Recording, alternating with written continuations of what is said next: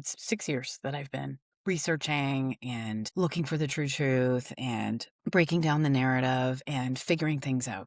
And one of the things I have concluded is that if you, like me, have been trying to figure out whether to go on hormone therapy, what is going on with hormone therapy, what's real, what's not, and you're more confused than when you started out, I want to say something before we go any further, and that's that you're not dumb. I mean, I've been in the space for 6 years. I've interviewed more than 250 practitioners across the spectrum. I've regularly read the research. I've followed the money. I've tracked the influencers. I've been bamboozled. I've thought I need to be in hormone therapy. I need to be on hormone therapy yesterday. I don't know if I need to be on hormone therapy. I just feel like no one is incentivized to give you the full picture except me. And I'm not sure that I'm incentivized either, but I feel that this somehow is my mission without trying to sound too grandiose about it. I just became obsessed, and I'm kind of a person who has a pretty good hyperfocus, and this is what has happened. And when I was trying to figure out what to do, what product to make or sell, I finally last year started to think, I think you know enough about this to be able to sell a guide and help other people, because this is the number one thing that people are confused about. And the thing that always concerns me is that it's sold as this no-brainer, easy thing. And then I hear women going on hormone therapy and there's all this back and forth and all this confusion, and they have side effects, and then this doesn't work and that doesn't work. And of course, there's always those women. We see them in the comments on social media. It was the best thing I ever did. I'm going to die with that patch on. Great. That's the extreme end. There's a whole extreme end of people who've gone to the ER because they've had such a bad reaction. And then there's everyone in the middle. So I'm not here to tell stories. I mean, I tell stories, but I'm here to tell the truth. And narratives are sort of like a story about the truth, and the loudest voices win. So today I want to tell you what I found when I went looking for the truth and how long that's taken me and what I built as a result. So basically, I couldn't have talked about this until now.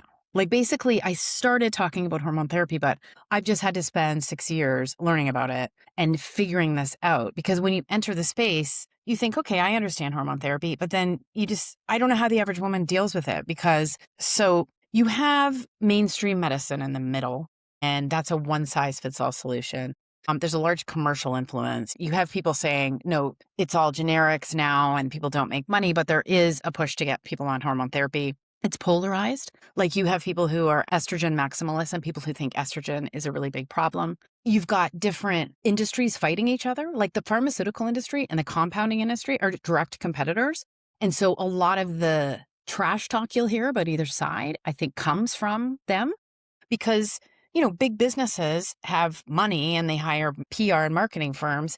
And part of that is messaging to delegitimize their competitors. That happens all the time, everywhere. We have tremendous research gaps, and we hear about this all the time. I mean, there's 1/10 of the research on menopause that there is on pregnancy, and perimenopause is even less than menopause. There's a fraction on actual hormone therapy in perimenopause and menopause, less than hormone therapy in cows. I mean, that's just crazy. We have the medical education gap because leading the charge has been OBGYNs, but a lot of people feel like they shouldn't be leading the charge, even though they're doing a good job of getting the word out there, but they're surgeons. And neither they or family doctors, who are kind of the front line for women, spent much time learning about menopause. And, I'm hearing all the time of women who their doctors just aren't cluing in that it's probably the beginning of perimenopause. And there's so many other things, right? But I'm not going to get into all of them. But what this leads to is a woman in the middle of one of the most intense transitions of her life, trying to make a very, very important decision and kind of in the crossfire.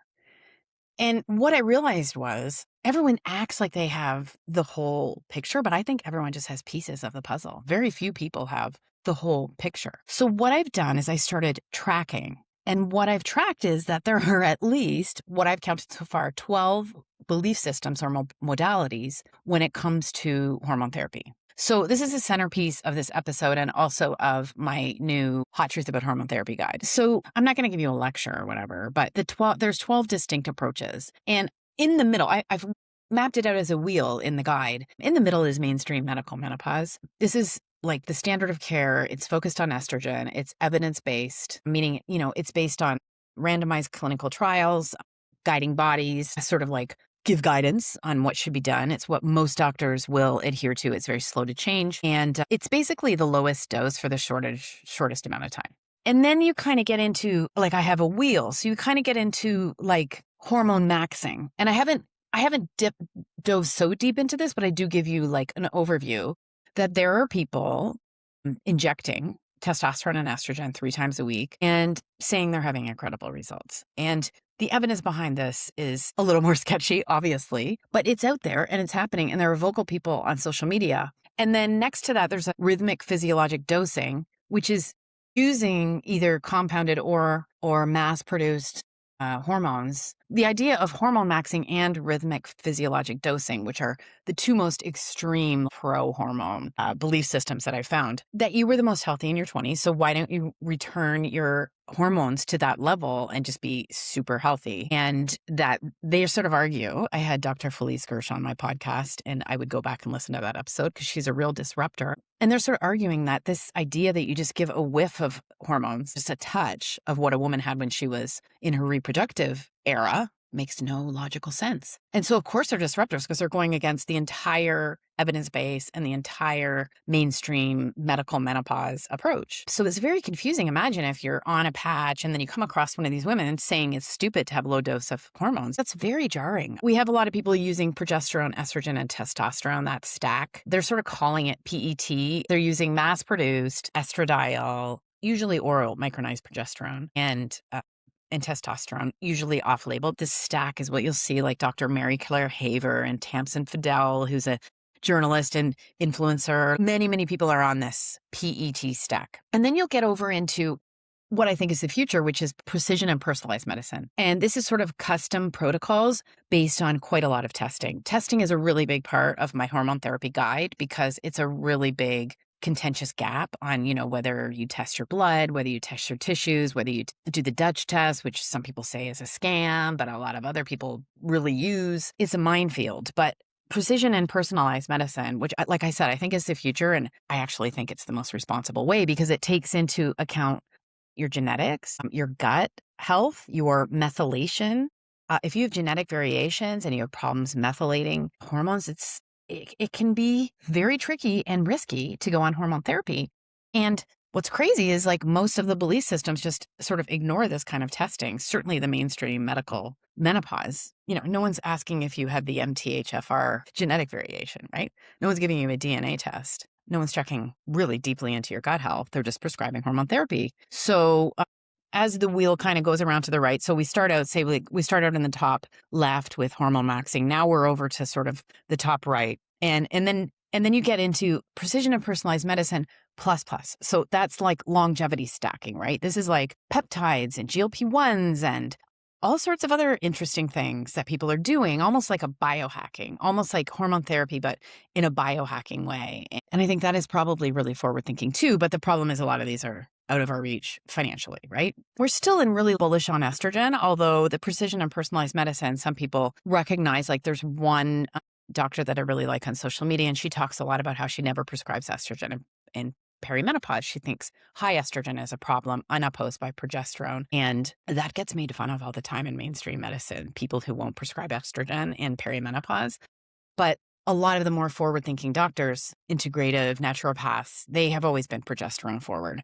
Progesterone forward prescribing is also a big part of this guide, the insane focus on estrogen over our other hormones. But anyway, so we're getting into like, maybe estrogen isn't all that. And there is a group, and I put it in the belief system because it's very strong, phytoestrogens, the belief that food and botanical approaches, there's real evidence for this, that you can eat foods that are phytoestrogens that interact with your body and your receptors and can really impact your symptoms. And one of those people that I interviewed was Dr. Neil Bernard. He's done clinical trials on eating half a cup of soybeans a day and with phenomenal results, getting rid of hot flashes, with great success. So, I personally have experimented with phytoestrogens. I'm very, very sensitive and I have reacted to them strongly, not in a great way. I don't react to estrogen in a great way. And I have actually, this is just an N of one, just anecdotal, but I've actually reacted strongly and poorly. So then we get sort of into, we're moving away from like estrogen, like Marsha from the Brady Bunch, into progesterone forward. So these practitioners, naturopathic doctors, integrative, they're forward thinking and they understand that progesterone is the first hormone that starts to drop. And it's linked to, our problems with mood, anxieties, poor sleep. Those are very common in the early stages of perimenopause and even in the preceding late reproductive stage, even when our periods haven't changed, even when we're not having a hot flash. This is what can happen. And then stemming on from the progesterone forward, you have the bioenergetic crew. They're really into metabolic health. Really, their explanation for what's going on in perimenopause doesn't have a lot to do with your hormones. They do believe in progesterone as supporting and being very healthy. This is kind of based on the work of the late Dr. Ray Peat. And they believe that estrogen is a pretty big problem, that it's actually inflammatory. And, I really respect the people in this space, bioenergetic space, but they're very, just like a lot of people in these belief systems, they really defend their beliefs. And I have seen friends who've gone on estrogen and progesterone and done really well. So I don't take any sides in this. I'm just presenting it to you. But sometimes there's a tribalism among these belief systems, and that's part of the problem. So what really makes me laugh is that you start out with people who are injecting like estrogen 3 times a week without a care to the world. Obviously, they're pairing it with progesterone to protect their uterus. Then you have like this estrogen-free community where they don't even eat phytoestrogens. Like they wouldn't even eat chickpeas or flax seeds or soybeans because they think that estrogen is so inflammatory and it's so the precursor of disease that they steer completely clear of it. There's a woman named Wendy Sellens. I'm not saying she's correct, but she's written a lot and she's pretty vocal and she's also compelling. So she's out there and there is this camp. And then we get into sort of hormones aren't required, like there's so many people now saying this isn't really a hormonal system, a hormonal problem. Yes, it's kicked off when your hormones recede, but really it's a cardiometabolic issue.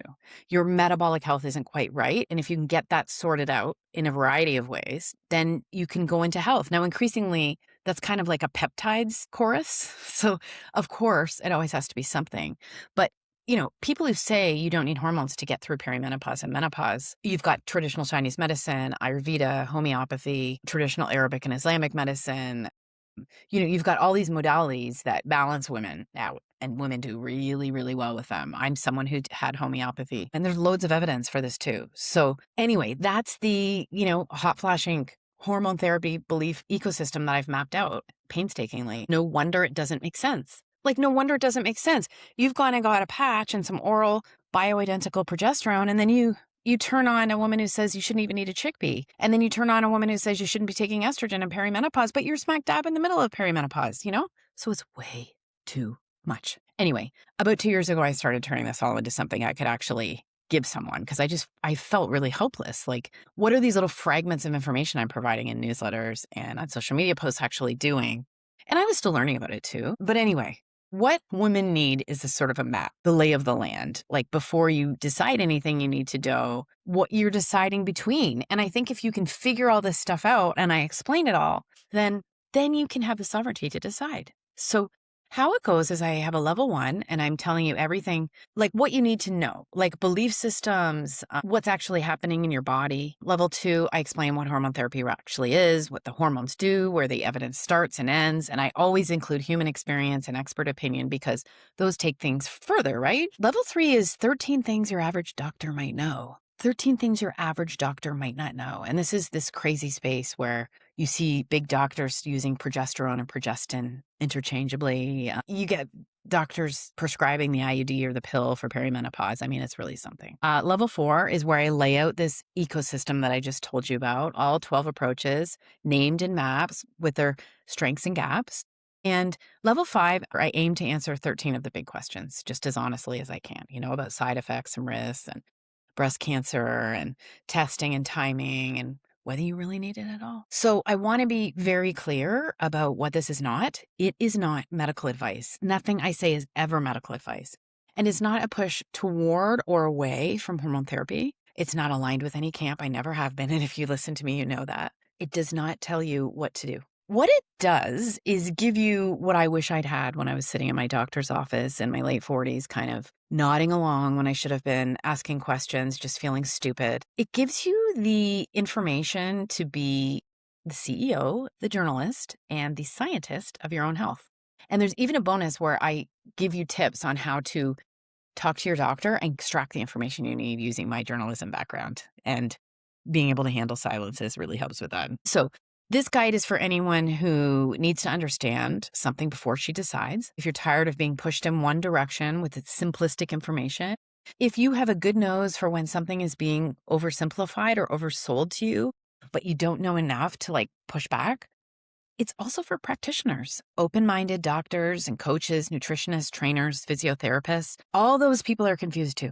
And they don't have the time. They're out there working. They don't have the time to understand the full spectrum of what their patients and clients are navigating. So with this, they'll have a much more complete picture to be able to listen and respond. And, it's for any woman who's ever been told, just start hormone therapy, or no, I'm not going to give you hormone therapy. And then has just sort of thought, I need to know more about this, but I don't know who to ask. It's called The Hot Truth About Hormone Therapy, a journalist's no BS guide to the lay of the land. It takes under 3 hours because I don't think every section is going to be relevant for you. There's 5 videos, 5 PDFs, and then, like I said, there's a bonus. And it launches on June 15th. It's $47. It's so much work, distilled down. All of the sources are there. So if you want to do more research, you can. The link will be in the show notes and the bio to pre-order. And please, if this episode resonated, I'd just like you to share it with someone who's in the thick of this, who's confused, who wants to understand her own body, who wants to understand what people are saying about her body. Oh, there's one more thing. I've been building this platform for 6 years without a product. The reason I waited is I just wasn't ready. I just couldn't write about it before I was ready. I feel like this is the perfect time. And the last year, particularly while this took shape, is when I was ready. I had to study this for at least 5 years to be able to wrap my head around it. So I need to serve the woman in the middle of the confusion. I need to serve the woman that I was and the women that I know and I hear about. I want to give you the information that you need, and I hope that you need it. So I think this is that thing. So this is dropping Monday, June 15th. You can pre-order it at any time, starting from when this podcast drops, and find out more about it in the show notes.